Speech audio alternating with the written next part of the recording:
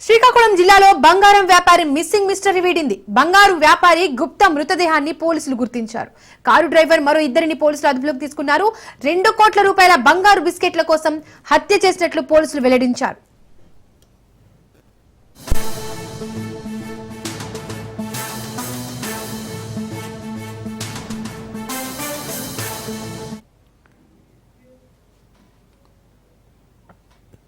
శ్రీకాకుళం జిల్లాలో బంగారం వ్యాపారి మిస్టరీ వీడింది. బంగారం వ్యాపారి గుప్తా మృతదేహాన్ని పోలీసులు గుర్తించారు. కారు డ్రైవర్ మరో ఇద్దరిని పోలీసులు అదుపులోకి తీసుకున్నారు. 2 కోట్ల రూపాయల బంగారు బిస్కెట్ల కోసం హత్య చేసినట్లు పోలీసులు వెల్లడించారు.